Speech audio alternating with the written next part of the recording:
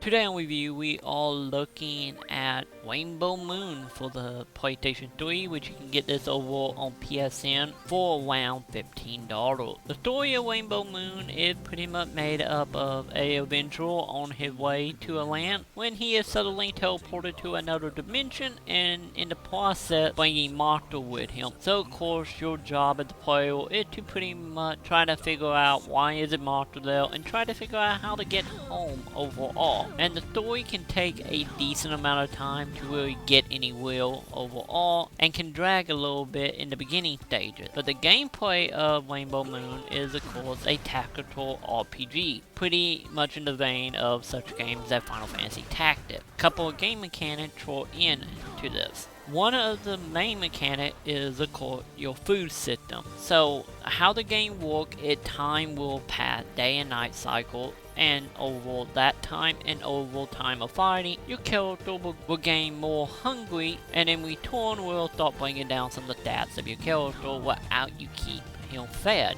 And then on top of that mechanic will be in the combat is of course it made up of you have the skills attack, which actually level for the more you use them, which will in return make them stronger. And every time you defeat a monster outside of gaining a billion to your overall level, you will be gathering the little crystal, which in return you can go to a trainer and turn the crystals in to boost your defense, your HP, luck, and so on. And then also on top of all of that would be your weapon and armor set. Your weapon and armor will have empty slots where you can insert certain items that you pick up from going through dungeons or being an enemy to add any more boot to your overall equipment. And in the actual game, we have some problem here. So first of all, since this is a looking down quasi 2D 3D game, and the game is beautiful overall, especially when you're outside of battles, but the problem is that all the areas are extremely detailed, and in return it makes it quite hard to see where you can walk and when you can't. But on the good side of all of it would be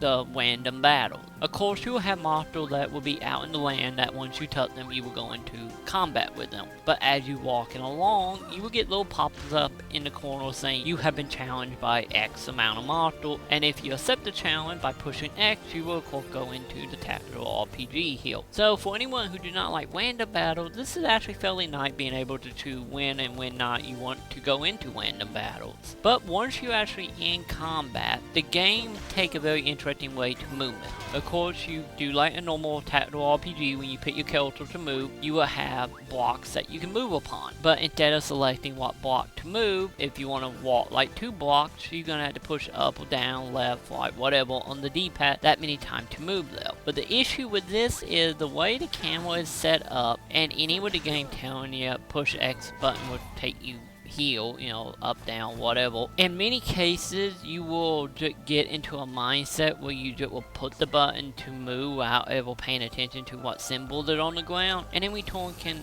add a real frustrating net to it because your character will end up moving in ways that doesn't seem proper to you. And in return, if you try to pay attention to the overall layout of the land, it will put the battles up any longer because the symbols are kind of hard to actually see in the game. But the real main problem that Rainbow Moon have would be the overall progression in the game. The game is not easy by any means. I bet a lot of grinding to the point of spending 6 to 8 hours grinding from level 1 to 5 just to realize that it's a level 8 monster and having to go back and grind for about another 6 hours to only get quote to your net level. So in return, the game can easily turn into a couple 100-hour game, but not in a good way. And you are mainly made up of just fighting, and the fighting can be slow and tedious at times. And in return, just bring the whole experience down, having to grind so much to really get anywhere in the game. Might it be not any a boss, just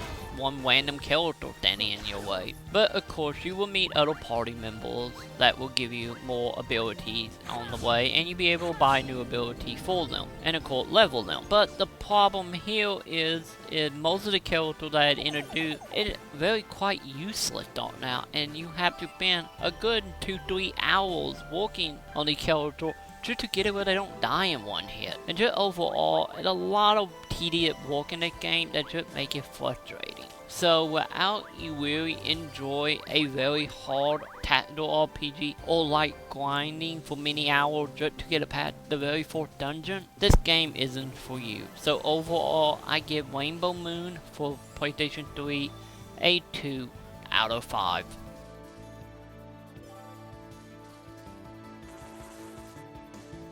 And any sane person avoided this place whenever possible.